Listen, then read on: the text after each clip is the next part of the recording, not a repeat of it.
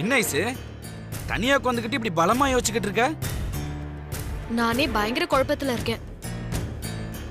என்ன பார்த்தா உனக்கு யோசனையில இருக்கிற மாதிரி இருக்கா? என்ன குழப்பத்துல இருக்க ஐசு? என்ன குழப்பம், எதுல குழப்பம்னு எடுத்து விடு. உன்னோட கேள்விக்கு நான் பதில் சொல்றேன். ஆதிக்கு செஸ் விளையாட தெரியுமா தெரியாதா?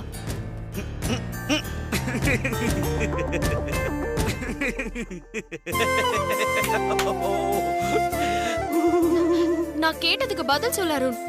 ஆதிக்கு செஸ் விளையாட தெரியுமா தெரியாதா? இதுதான் உன்னோட குழப்பமா? ப்ரோ அந்த கேம்ல நம்பர் 1 ஸ்டேட் லெவல் காம்படிஷன்ல கலந்துக்கிட்டு நிறைய பிரைஸ் வின் பண்ணிருக்காரு. அவரோட கபோர்ட பாத்தி அப்படின்னா ஃபுல்லா பிரைஸா தான் இருக்கும். ஐசே, நான் தான் செஸ் விளையாட்டுல ப்ரோ கில்லின்னு சொல்றேன்ல, அப்புறம் என்ன யோசிச்சுக்கிட்டு இருக்க? அப்ப நான் சொல்றதுல உனக்கு நம்பிக்கை இல்லையா? நம்புறேன். ஆனா எதுக்காக ஆதி செஸ் விளையாட்ட பத்தி எதுவுமே தெரியாத மாதிரி நடிக்கணும்? நான் அத பத்தி தான் திங்க் பண்ணிட்டு இருக்கேன். என்ன சொல்ற ஐசு? ப்ரோ செஸ் விளையாட்ட பத்தி எதுவும் தெரியாத மாதிரி நடிச்சாரா? ஆமா அருண். போர் அடிக்குதுன்னு பார்வதியும் நானும் செஸ் விளையாடிட்டு இருந்தோம். அப்ப என்னாச்சு தெரியுமா? பார்வதி சூப்பரா மூவ் பண்ணி எனக்கு செக் வச்சுட்டா. அதுக்கப்புறம் தான் தெரிஞ்சுச்சு பார்வதி ஸ்கூல் சாம்பியனா. அப்ப அண்ணி உன்னையே ஏமாத்திட்டாங்களா? அப்போ ஆதி வந்தாரு. எனக்கு செஸ் விளையாட தெரியாது, எனக்கு சொல்லி கொடுன்னு பார்வதிய மேல கூட்டிட்டு போயிட்டாரு. மேலையா போயிருக்காங்க? ஆமா அருண். சின்ன கேப் கிடைச்சாலே ப்ரோ ரொமான்ஸ் பண்ண ஸ்டார்ட் பண்ணிடுவாரு. மேல என்ன குறும்புத்தனம் பண்ணிட்டு இருக்காருன்னு தெரியலையே. ஐசே, நான் மேல போய் ப்ரோ என்ன குறும்புத்தனம் பண்ணிட்டு இருக்காருன்னு பாக்குறேன். நீ வா. ப்ரோ செஸ் அவனுக்கு விளையாட தெரியாது. யாரை ஏமாத்த பாக்குற?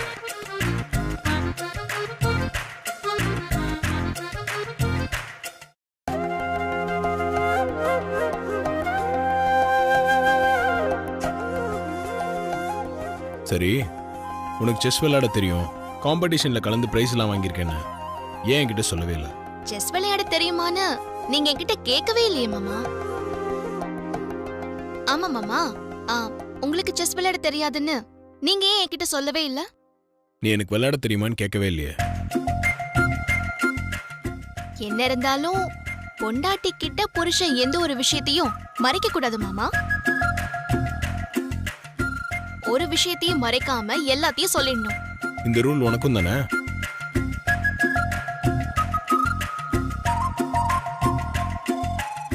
சரி, ஸ்கூல் படிக்கும் போதுல இருந்தே நீ செஸ் ஆட ஆரம்பிச்சிட்டியா? இந்த கேம்ல உனக்கு அவ்வளவு இன்ட்ரெஸ்ட் என்ன? அப்படி சொல்ல முடியாது மாமா. ஸ்கூல் படிக்கும் போது நான் ஆடு புலியாட்டோலாம் நல்லா விளையாடுவேன். அதை பார்த்துட்டு எங்க தனலட்சுமி டீச்சர் தான் செஸ் விளையாட எனக்கு சொல்லி கொடுத்தாங்க. அதுக்கப்புறம் இந்த விளையாட்டு எனக்கு பிடிச்சு போய் போட்டியில கலந்துக்கிட்டு பிரைஸ் எல்லாம் வாங்கினேன். சரி உட்காருங்க, எப்படி விளையாடுறதுன்னு உங்களுக்கு சொல்லி தரேன்.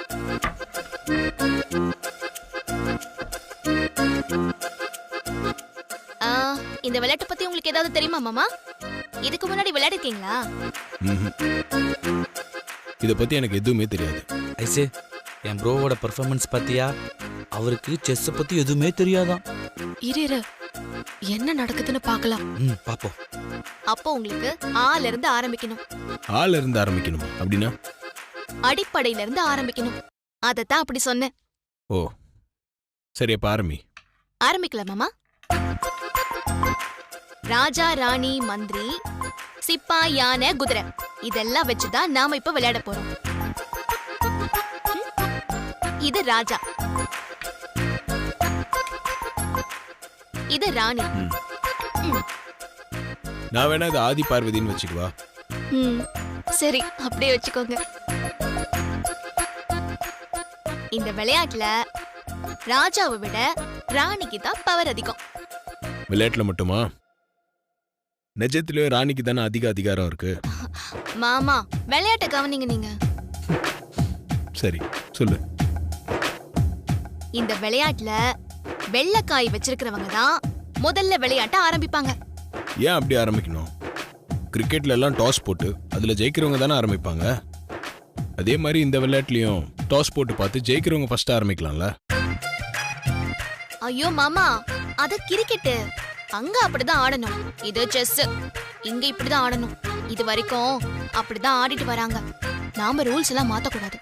சரி, நீ கேம் ஸ்டார்ட் பண்ணு. குதிரையை தவிர வேற எந்த காயும் ஒண்ணுக்கு ஒண்ணு தாண்டி போக முடியாது. குதிரை மட்டும்தான் அப்படி போகலாம். ஏன் குதிரைக்கு மட்டும் அந்த மாதிரி ஒரு சலுகை? அது குதிரைன்றதாலயா? எனக்கு தெரியலதான். ஒருவேளை நீங்க சொல்ற மாதிரி கூட இருக்கலாம். அப்புறம் ராணிய காலியா இருக்கிற எத்தனை கட்டங்கள்ல வேணாலும் நகர்த்தலாம். ஆனா ராஜாவ அப்படி நகர்த்த முடியாது. அதான் ஆரம்பிக்கும் போதே சொல்லிட்டியே, இதுல ராஜா விட ராணிக்கு தான் பவர் அதிகம்னு. அப்புறம் மந்திரிய காலியா இருக்கிற எத்தனை கட்டத்துல வேணாலும் கிராஸ் திசையில நகர்த்தலாம். அதே மாதிரி யானைய எத்தனை கட்டத்துல வேணாலும் இப்படி நகர்த்தலாம், இப்படியும் நகர்த்தலாம். என்ன மாமா, நான் சொன்னதெல்லாம் நீங்க மனசுக்குள்ள உள்வாங்கிட்டீங்களா? வாங்கிட்டேன்.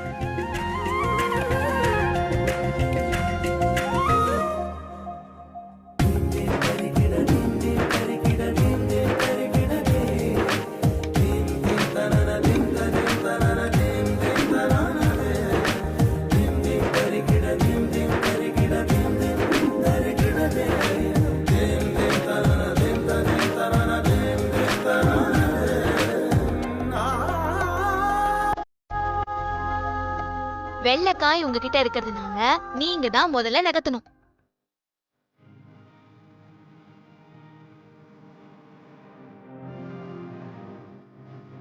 கைப்படுது.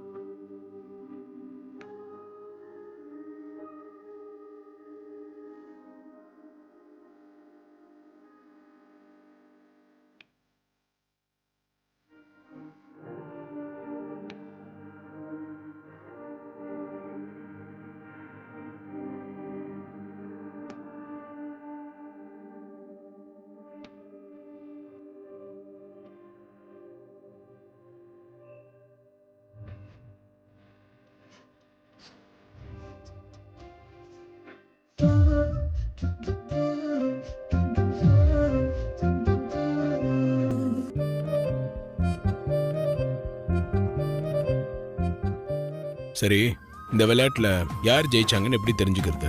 உங்க ராஜாவுக்கு நான் தப்பிக்க முடியாத அளவுக்கு செக் வச்சுட்டா நான் ஜெயிச்சதா அர்த்தம். ஏன் ராஜாவுக்கு நீங்க அதே மாதிரி செக் வச்சிட்டீங்கன்னா நீங்க ஜெயிச்சதா அர்த்தம்.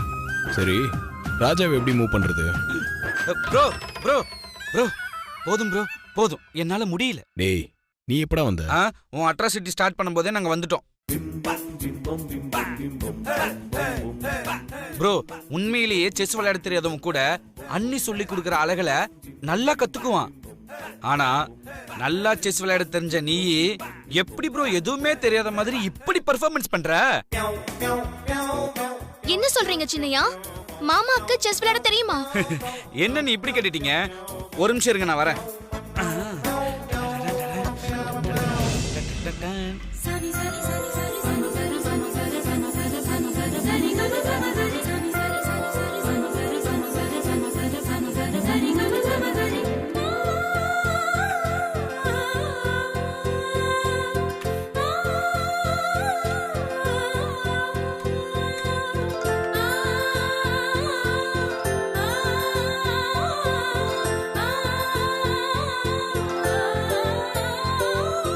அண்ணி, இதெல்லாம் என்னன்னு தெரியுமா? மாமா நல்லா படிச்சு வாங்கின கப்புன்னு நினைக்கிறேன்.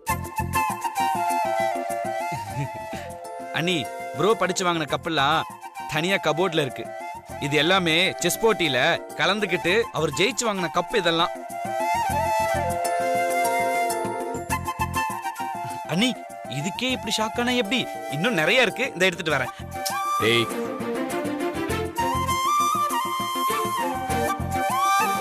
நீங்க ஸ்கூல் லெவல்ல தான் ஜெயிச்சு பிரைஸ் வாங்கியிருக்கீங்க. ஆனா ப்ரோ ஸ்டேட் லெவல்ல கலந்துக்கிட்டு ஜெயிச்சு பிரைஸ் வாங்கியிருக்காரு. அவரு கூட விளையாடி 2வது இடத்துக்கு வந்தவங்க எல்லாருமே பிசினஸ்ல தான் நீங்க நம்பர் 1 இருக்கீங்க. இங்கேயுமா எங்களுக்கு கொஞ்சம் விட்டு கொடுங்கன்னா அவங்க கெஞ்சி கேட்டதுனால இப்பெல்லாம் ப்ரோ செஸ்ல கலந்துக்கிறது இல்ல. எதுக்கு மாமா என்ன ஏமாத்துனீங்க? எதுக்காக என்கிட்ட செஸ் விளையாட தெரியாதுன்னு சொன்னீங்க? எனக்கு செஸ் விளையாட தெரியும்னு சொல்லியிருந்தா நீ எனக்கு எப்படி விளையாடுறதுன்னு சொல்லி கொடுத்துருப்பியா?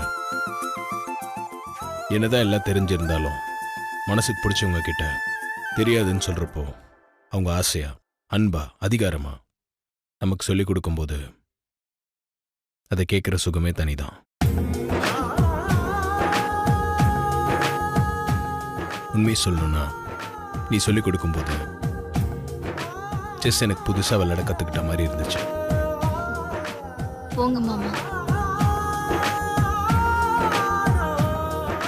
ப்ரோ நீங்க கண்டினியூ பண்ணுங்க, நாங்க போய் எங்க வேலையை பார்க்குறோம்.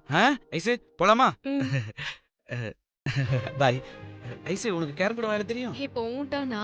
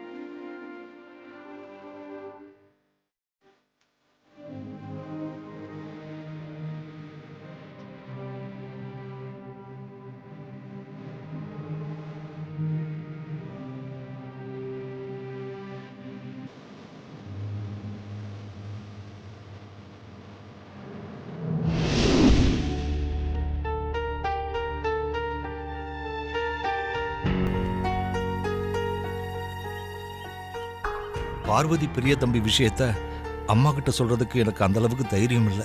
இது ஐயா கிட்டயாவது சொல்லுவோம்.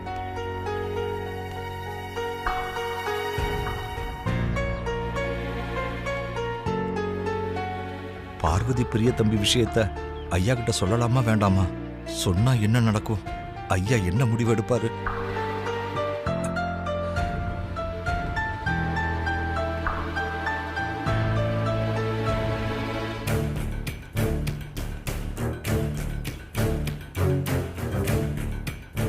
இந்த விஷயத்தை மூடி மறைக்கிறது ஐயாவுக்கும் அம்மாவுக்கும் நாம செய்யற நம்பிக்கை துரோகம். யோசிக்காம ஐயா கிட்ட சொல்லிடலாம். சொல்லலாமா வேண்டாமா?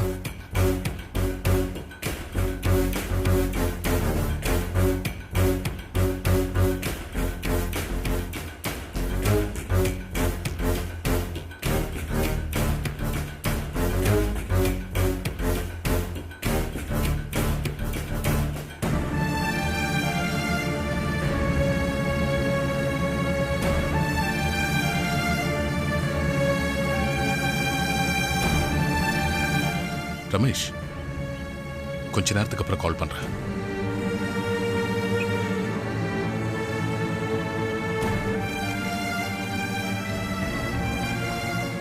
என்ன சுந்தரம், ஏதோ குழப்பத்தில் இருக்க போல இருக்க. நான் போன் பேசிக்கிட்டே உன்னை கவனிச்சேன். வந்த திரும்பி போன, மறுபடி தயங்கி தயங்கி வந்து நிக்கிற. என்ன விஷயம் சுந்தரம்?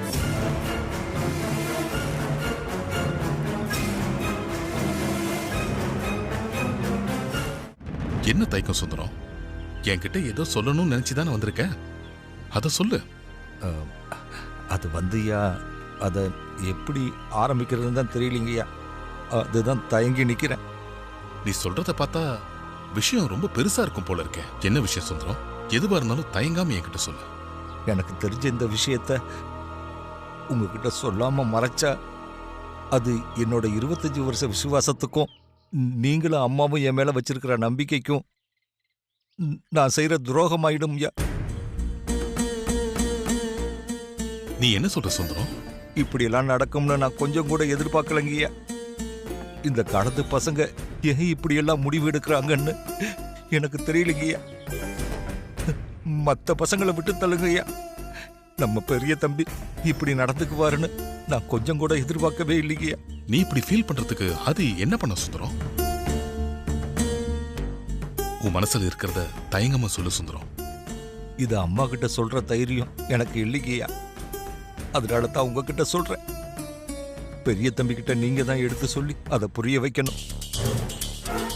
உங்க முன்னாடி கைகட்டி நிக்கிற சாதாரண டிரைவர்னா என் பொண்ணு உங்க வீட்டு சமையல்காரி. இதை புரிஞ்சுக்காம பெரிய தம்பி என் பொண்ணை கல்யாணம் பண்ணிக்க நினைக்கிறாருங்கய்யா.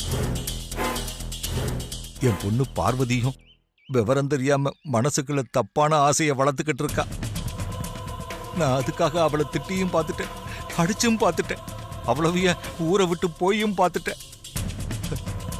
ஆனா விதி எங்களை திரும்ப கூட்டிட்டு வந்துடுச்சு. என் பொண்ணுக்கு சொல்லி புரிய வைக்க முடியலன்னு நான் பெரிய தம்பியை பார்த்து என்னோட நிலைமையை எடுத்து சொன்னேன். என் பொண்ணை மறந்துருங்க. எந்த ஒரு சூழ்நிலையிலையும் எதுக்காகவும் நான் பார்வதி விட்டு கொடுக்க மாட்டேன்.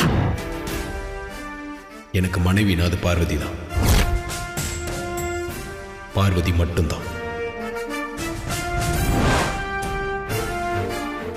இதுக்கு மேல என்ன பண்றதுன்னு எனக்கு ஒண்ணும் புரியலீங்கய்யா. அதனாலதான் நான் உங்ககிட்ட வந்து நிக்கிறேன்.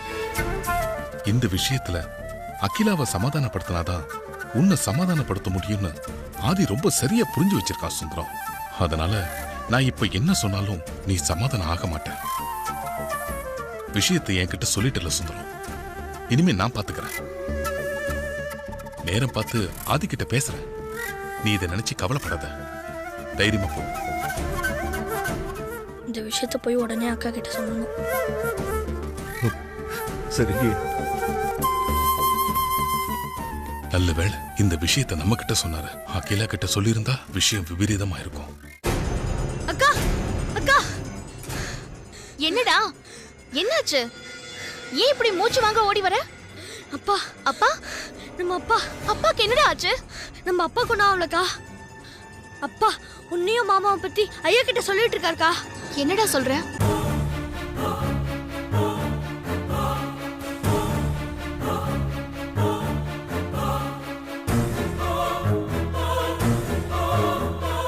அப்பா என் மாமனாருக்கு எங்களை பத்தி எதுவும் தெரியாதுன்னு நினைச்சு சொல்லிருப்பாருடா. சரி, அதை விடு. இத சொல்றதுக்காகவா நீ இவ்வளவு தூரம் ஓடி வந்த?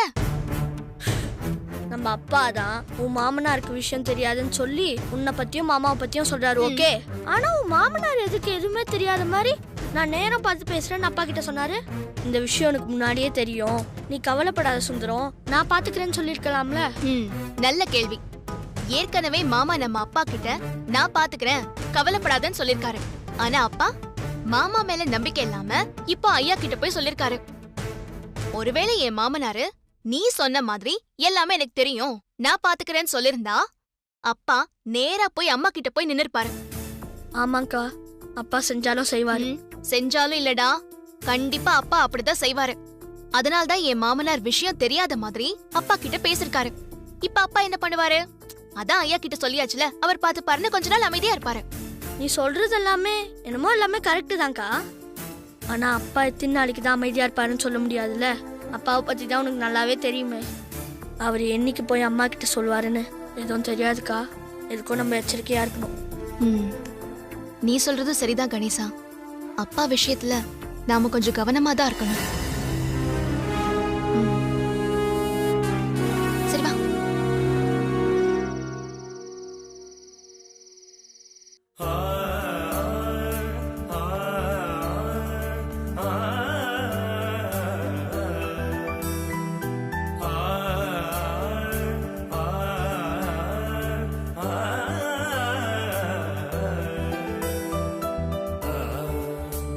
பார்வதி, ஐஸ்வர்யம்மா இங்க வா. ஆ,